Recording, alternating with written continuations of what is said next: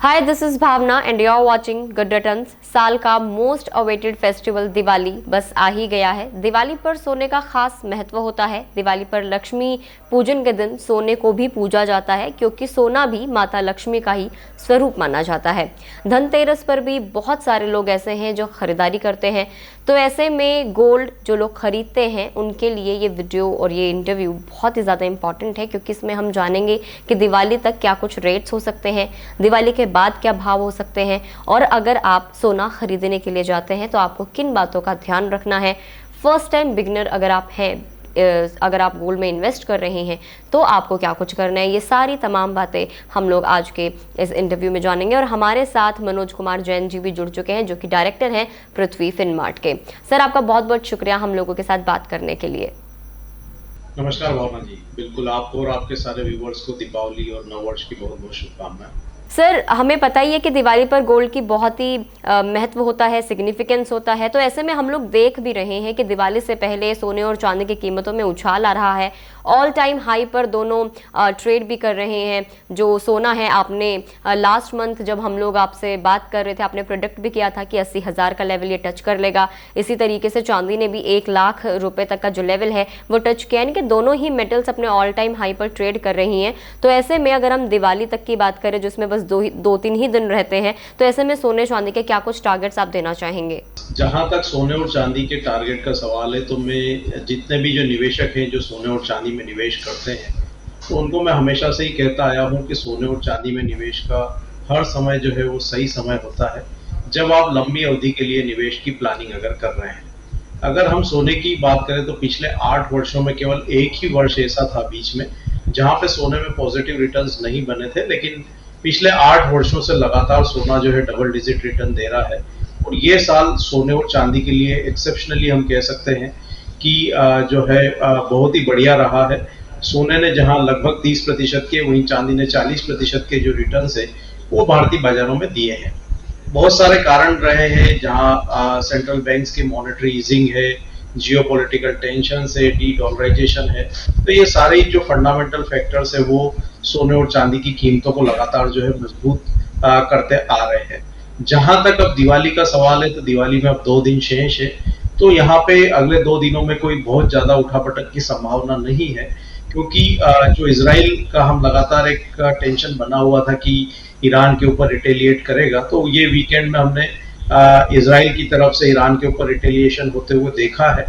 और अब यहाँ पे ईरान ने अभी फिलहाल कोई जवाबी कार्रवाई करने से मना किया है।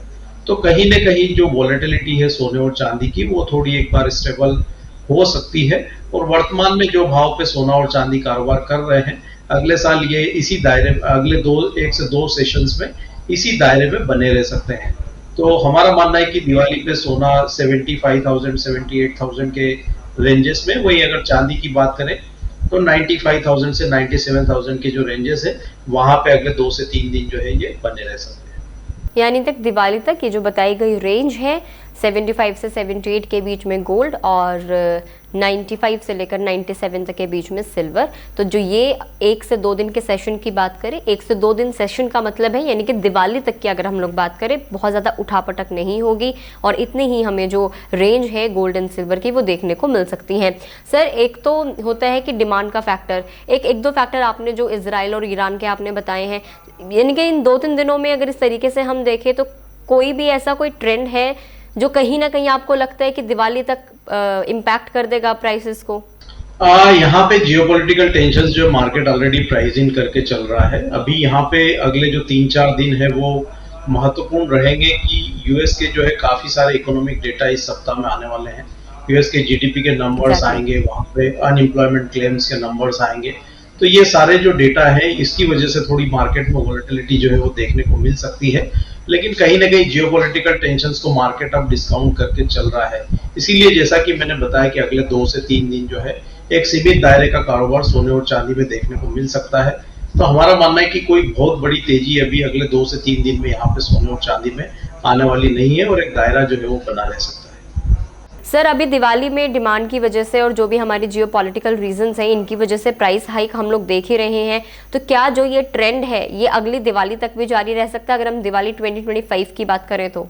बिल्कुल, यहाँ पे हमने जितने भी शो आपके साथ किए, हम लगातार कहते आए हैं कि सोना और चांदी एक लॉन्ग टर्म बुल रन में है और ये अभी जो तेजी है ये थमने वाली नहीं है, क्योंकि जो फंडामेंटल फैक्टर्स है वो कंटिन्यू सोने और चांदी की कीमतों को सपोर्ट करेंगे।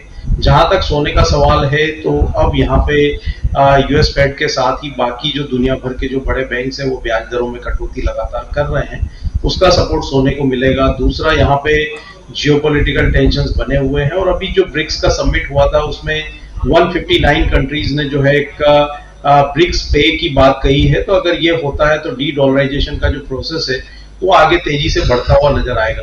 तो ये सारे ही जो फंडामेंटल फैक्टर्स है आगे भी सोने की कीमतों को सपोर्ट करते हुए नजर आएंगे। उसी तरह चांदी में भी यहाँ निवेश डिमांड के साथ साथ जो है इंडस्ट्रियल डिमांड है वो भी बढ़ती हुई नजर आएगी। जो इलेक्ट्रॉनिक व्हीकल इंडस्ट्री और सोलार और वहां पे तमाम जो यूजेस बढ़ रहे हैं, तो हमारा मानना है कि अगली दिवाली तक भी जो सोने और चांदी की रैली है ये कंटिन्यू रहेगी और वर्तमान स्तरों से भी अगले एक वर्ष में यहाँ पे और भी अच्छे रिटर्न्स जो है सोने और चांदी में बनते हुए नजर आएंगे। सर, ये तो हो गई कि हमने बात की है अगले दिवाली तक की। अगर हम दिवाली के जस्ट बाद का अगर ट्रेंड देखें तो ऐसे में आप सोने और चांदी के बाजार में क्या कुछ मूवमेंट्स देख रहे हैं? अगर हम, जैसे कि हमारी 31 अक्टूबर को दिवाली है, उसके बाद का अगर हम एक वीक देखें वो कितना इंपॉर्टेंट है, वहां क्या मूवमेंट्स हमें दिख सकती हैं? यहाँ पे जो अगला ट्रिगर है सोने और चांदी की कीमतों के लिए, यहाँ पे यूएस में प्रेसिडेंशियल इलेक्शन चल रहे हैं और यूएस प्रेसिडेंशियल इलेक्शन के जो रिजल्ट्स है वो 6 नवंबर को आने वाले हैं। तो यहाँ पे यूएस प्रेसिडेंशियल इलेक्शन के बाद एक वॉलेटिलिटी सोने और चांदी में देखने को मिलेगी, क्योंकि मार्केट अब धीरे धीरे यहाँ पे ट्रम्प साहब की जो विक्ट्री है उसको डिस्काउंट कर रहा है। तो अगर ट्रम्प साहब रिपीट होते हैं तो फिर यहाँ पे जो ट्रेड वॉर्स है वो थोड़े बढ़ते हुए नजर आएंगे, तो वो सोने और चांदी की कीमतों को यहाँ और भी सपोर्ट करेंगे।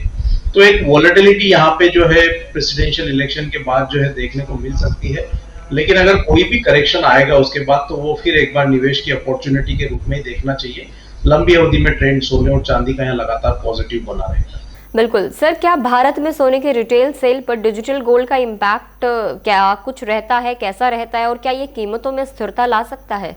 ये विकल्प है निवेश के। अगर यहाँ पे हम देख रहे हैं कि पहले ट्रेडिशनली केवल फिजिकल गोल्ड में ही निवेश जो है वो निवेशकों के द्वारा किया जाता था, लेकिन जैसे जैसे यहाँ पे समय की दरकार है और जो ट्रेंड चेंज हुआ है, तो फिजिकल के साथ लोग जो है डिजिटल की तरफ भी बढ़ रहे हैं। तो उसमें डिजिटल गोल्ड है, उसके बाद गोल्ड सिल्वर के म्यूचुअल फंड्स हैं, एक्सचेंज ट्रेडेड फंड है, साथ ही यहाँ पे भारत सरकार के गोल्ड बॉन्ड्स हैं। तो काफी सारे निवेश के विकल्प जो है निवेशकों को उपलब्ध है। अब ये निर्भर करता है कि जो निवेशक है उनका रिस्क अपेटाइट क्या है और कितनी अवधि के लिए वो निवेश करना चाहते हैं, तो उसके लिहाज से वो अपने निवेश का विकल्प चुन रहे हैं। पर हाँ, निश्चित रूप से ये जो निवेश के नए विकल्प उपलब्ध हुए हैं, ये थोड़ा फिजिकल जो डिमांड है सोने का और चांदी का उसको थोड़ा प्रभावित करते हुए नजर आ रहे हैं, क्योंकि काफी सारे जो निवेशक हैं जिनको फिजिकल में निवेश नहीं करना है, तो वो डिजिटल की तरफ जो है ग्रेजुअली शिफ्ट होते हुए नजर आ रहे हैं और निश्चित रूप से यहाँ पे फिजिकल डिमांड पे उसका एक इम्पैक्ट भी जो है पड़ता हुआ नजर आ रहा है। सर, अगर आपसे अकॉर्डिंग टू यू अगर मैं आपसे पूछूं तो फिजिकल गोल्ड में और डिजिटल गोल्ड में जो भी आपने ऑप्शंस बताए, चाहे वो हम ETF की बात कर लें, चाहे वो म्यूचुअल फंड्स की बात कर लें, या फिर हम स्टॉक स्पेसिफिक अगर हम चले जाए गोल्ड में, तो आपको क्या लगता है कि अगर किसी इन्वेस्टर को एक बहुत ही अच्छा रिटर्न चाहिए है तो उन्हें फिजिकल गोल्ड में इन्वेस्ट करना चाहिए या डिजिटल की तरफ अपने आप को शिफ्ट कर लेना चाहिए? अगर फिजिकल का रिक्वायरमेंट नहीं है तो फिजिकल में निवेश नहीं करना चाहिए। अगर सोने में निवेश करना है और निवेश के लिहाज से ही करना है, तो भारत सरकार के जो गोल्ड बॉन्ड्स है वो सबसे बेहतर विकल्प है। वहां पे 2.5% का एनुअल इंटरेस्ट भी जो है भारत सरकार पे करती है और साथ ही वहां पे जो मैच्योरिटी पे जो कैपिटल गेन्स होता है वो भी टैक्स फ्री होता है। अगर आप बॉन्ड में निवेश नहीं करना चाहते तो ETF फिर एक और अच्छा ऑप्शन है। वहां पे आप बहुत ही छोटी मात्रा में निवेश की शुरुआत कर सकते हैं। उसके साथ साथ अगर आप एक निश्चित समय में स्पेसिफिक डेट पे निवेश करना चाहते हैं, तो जो म्यूचुअल फंड है वहां पे SIP के माध्यम से कर सकते हैं। तो फिजिकल में मेरा मानना है कि अनलेस अगर आपको कोई रिक्वायरमेंट है तभी आपको निवेश के लिए सोचना चाहिए, नहीं तो जो दूसरे अवेलेबल जो विकल्प है उनकी ओर देखना चाहिए और निश्चित रूप से वहां पे आपको फायदा होगा, क्योंकि सीधे तौर पे आप तो एक तो आपका मेकिंग चार्जेस जो है वो बचेगा, दूसरा आप जो भी फिजिकल सोना या चांदी खरीद रहे हैं उसको स्टोरेज करने के लिए आपको लॉकर्स और उसके रेंट्स और वो सारा भी पे करना रहेगा। तो वो सारे झंझटों से आप जो है मुक्ति पा सकते हैं और डिजिटल में आपका जो निवेश है वो डीमैट अकाउंट में सुरक्षित रहता है और जब आप चाहें इनके जो है मार्केट में सेल करके कर सकते हैं। तो अगर आपको फिजिकल का रिक्वायरमेंट नहीं है तो डिजिटल यहाँ पे बहुत ही आसान और बेहतर विकल्प। बिल्कुल सर, हम लोग अक्सर देखते और सुनते हैं कि दिवाली के वक्त में जो बहुत सारी ज्वेलरी शॉप्स होती हैं, सारी सबकी मैं बात नहीं कर रही हूँ, लेकिन धोखाधड़ी का सामना भी जो हमारे निवेशक हैं वो करते हैं। तो ऐसे में अगर कोई पर्सन ज्वेलरी खरीदने के लिए जा रहा है दिवाली के वक्त में जहाँ पर धोखाधड़ी के बहुत चांसेस हैं, किन किन बातों का ध्यान रखना है अगर कोई फिजिकल गोल्ड खरीदता है तो? बिल्कुल, यहाँ पे जो भी फिजिकल गोल्ड खरीद रहे हैं तो भारत सरकार यहाँ पे लगातार जो है निवेशकों को जो है सचेत कर रही है कि अगर आप त्योहार के सीजन में कोई भी ज्वेलरी खरीदने जा रहे हैं तो एक तो आप जहां भी स्टोर से खरीद रहे हैं वो देख लें कि वो मतलब आपको आपके नॉलेज में हो कि ये अच्छा स्टोर है। दूसरा, आप जो भी जो है ज्वेलरी खरीद रहे हैं उसके ऊपर HUID जो है एक जो उसका जो हॉलमार्किंग का जो ID है वो आप जरूर देखें, और उसके ऊपर वो एक ID नंबर भी होता है जिसको कि आप जो हॉलमार्क का जो ऐप है वहां पे जाकर के वेरीफाई कर सकते हैं कि ये कहाँ बना है और इसमें क्या परसेंटेज का गोल्ड है, तो उसकी पूरी प्योरिटी की जो डिटेल्स है उसमें आ जाती है।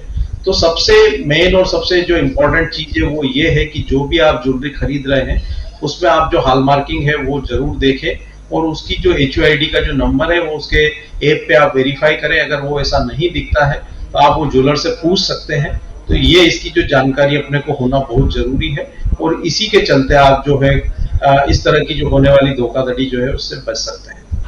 बिल्कुल सर, दिवाली के बाद आपने ग्लोबल जो हमारे ट्रेंड्स रह सकते हैं, हमने US प्रेसिडेंशियल इलेक्शन की बात करी कि ये एक अहम ट्रिगर्स हो सकते हैं अगर दिवाली के जस्ट बाद, क्योंकि 6 नवंबर को रिजल्ट आना है। तो ऐसे में क्या कुछ ऐसे डोमेस्टिक फ्रंट भी कोई मतलब कि ऐसे अहम ट्रिगर्स हो सकते हैं जो सोने और चांदी के रेट को इम्पैक्ट करेंगे?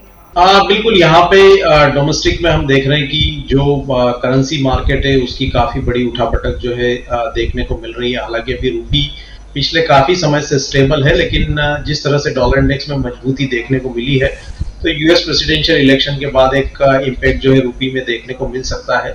साथ ही हम देख रहे हैं कि इक्विटी मार्केट में यहाँ पे ऊपरी लेवल से जो है काफी करेक्शंस पिछले दिनों देखने को मिले हैं। तो उसके चलते निवेशक जो है कहीं ना कहीं थोड़ा डाइवर्सिफाई जो है अपने पोर्टफोलियो को जो है प्रेशियस मेटल्स में कर सकते हैं। तो वो एक यहाँ पे सपोर्टिव जो है डिमांड फैक्टर रह सकता है सोने और चांदी के लिए। तो हमारा मानना है कि अंतर्राष्ट्रीय कारणों के साथ साथ डोमेस्टिक जो कारण है वो भी यहाँ पे काफी हद तक सोने और चांदी की डिमांड को सपोर्ट करते हुए नजर आएंगे। और एक और सबसे बड़ा जो कारण है कि दिवाली के बाद यहाँ पे मैरिज सीजन स्टार्ट हो जाएंगे, और जो रूरल डिमांड है वो भी स्टार्ट होगी, क्योंकि जो खरीफ का क्रॉप है वो अब यहाँ पे मंडी में आने लगा है। तो रूरल जो इकोनॉमी है वहाँ पे जो किसान है उनके हाथ में पैसा होगा, और मैरिज सीजन भी स्टार्ट होगी। तो निश्चित रूप से वो भी यहाँ पे डिमांड सोने और चांदी की डिमांड को जो है सपोर्ट करती हुई नजर आएगी। तो ये डोमेस्टिक जो फंडामेंटल्स है वो भी यहाँ पे सपोर्टिव जो है आने वाले समय में सोने और चांदी की कीमतों के लिए रहेगी।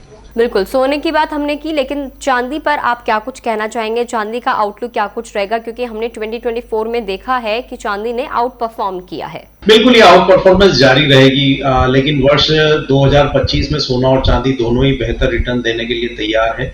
सोने में जहां तक लक्ष्य का सवाल है तो हमारा मानना है कि $3000 अंतर्राष्ट्रीय बाजारों में और भारतीय बाजारों में 90,000 तक के जो स्तर है वो सोना दिखा सकता है। लेकिन चांदी की जो आउट परफॉर्मेंस है वो वर्ष 2025 में भी जो है देखने को मिल सकती है, क्योंकि यहाँ पे हम देख रहे हैं कि जिस तरह से चाइना में लगातार स्टिमुलस जो है चाइनीज गवर्नमेंट दे रही है वहां की इकोनॉमी को रिवाइव करने के लिए, तो ऐसे में जो इंडस्ट्रियल डिमांड है मेटल की वो बढ़ती हुई नजर आएगी। और सिल्वर यहाँ पर प्रीशियस मेटल के साथ साथ एक इंडस्ट्रियल मेटल भी है। तो निश्चित रूप से वर्ष 2025 में चांदी की जो निवेश डिमांड के साथ साथ जो औद्योगिक डिमांड है वो भी बढ़ती हुई नजर आएगी, और वो यहाँ पे जो आउट परफॉर्मेंस है चांदी का वो बनाए रखेगी। तो हमारा मानना है कि वर्ष 2025 की दिवाली तक चांदी अंतरराष्ट्रीय बाजारों में $42 और भारतीय बाजारों में 1,20,000 तक के जो स्तर है वो दिखा सकती है।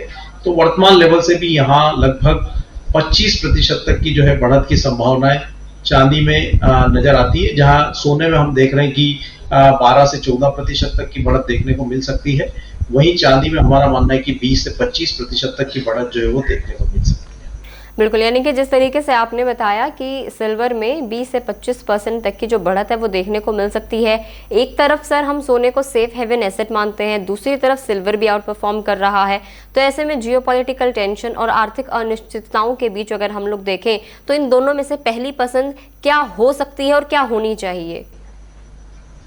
निश्चित रूप से पहली पसंद तो सोना ही रहता है, लेकिन जिस तरह से हमने देखा है कि जो चांदी है वो पिछले काफी सालों से एक अंडर परफॉर्मिंग जो है एसेट क्लास रही है, तो उसको देखते हुए हमने एक यहाँ पे वर्ष 2024 में 12 साल के ब्रेकआउट जो है वो चांदी में होते हुए नजर आए हैं।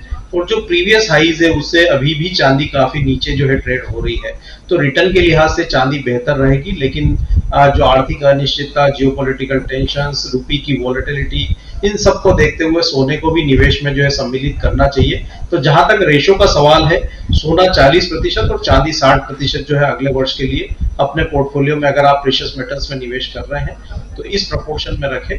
सोने को वेटेज थोड़ा कम दें, चांदी को थोड़ा ज्यादा दें, और 40-60 के रेशो में यहाँ पे निवेश जो है वो कर सकते हैं। 40-60 का रेशियो आप लोगों को रखना है। फिर ऐसे में अगर हम निवेशकों को कोई इन्वेस्टमेंट स्ट्रैटेजी देना चाहें, कोई सलाह देना चाहें कि गोल्ड एंड सिल्वर में किस तरीके से कौन सा ऑप्शन ऐसा है जो बेहतर रह सकता है गोल्ड एंड सिल्वर में इन्वेस्ट करने का?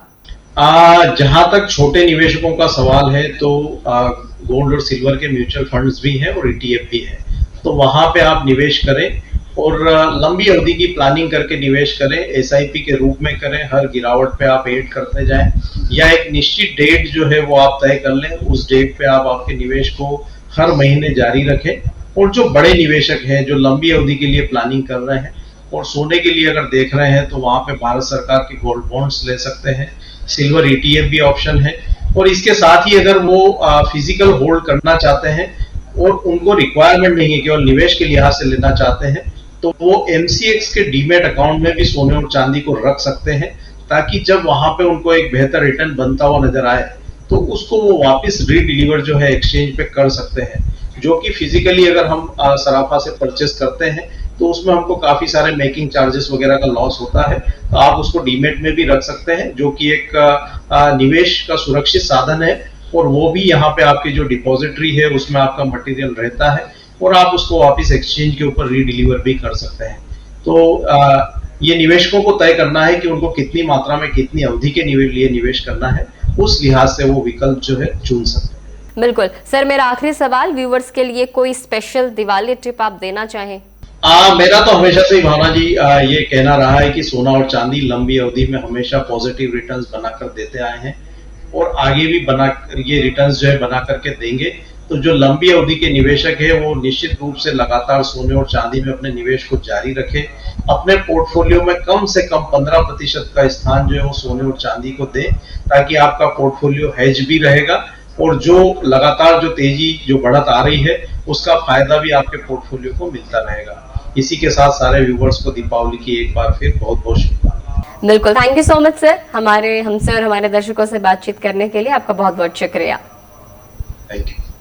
सो दिवाली आ गई है, आपको किस तरीके से इन्वेस्टमेंट करनी है, क्या स्ट्रैटेजीज आपको अपनानी है, हमने मनोज जी से जान ही लिया है कि आपको अपने पोर्टफोलियो में, अगर आपका पोर्टफोलियो स्टॉक मार्केट से, म्यूचुअल फंड से, इन सारी चीज़ों से भरा हुआ है तो कम से कम 15% जो आपका है वो आपका गोल्ड एंड सिल्वर में इन्वेस्टेड होना चाहिए। इसके अलावा अगर हम गोल्ड एंड सिल्वर के रेशियो की बात कर ले तो तकरीबन 60% जो है आप सिल्वर को अपने पोर्टफोलियो में ऐड करके रखें, क्योंकि सिल्वर आउट परफॉर्म कर रहा है और ये जो ट्रेंड है ये 2025 तक भी जारी रह सकता है। इसके अलावा 40%, क्योंकि हम गोल्ड को सेफ हेवन एसेट मानते हैं और तकरीबन 8 सालों से गोल्ड ने हमेशा पॉजिटिव रिटर्न ही दिया है। सो इस तरीके से आप अपने पोर्टफोलियो की चमक जो है उसे मेंटेन करके रख सकते हैं, बरकरार करके रख सकते हैं। तो ये दिवाली आप सबकी घरों में, आपके जिंदगी में खुशहाली लेकर आए, हमारी यही दुआ है। आप सभी को गुड रिटर्न्स की पूरी टीम की तरफ से हैप्पी दिवाली।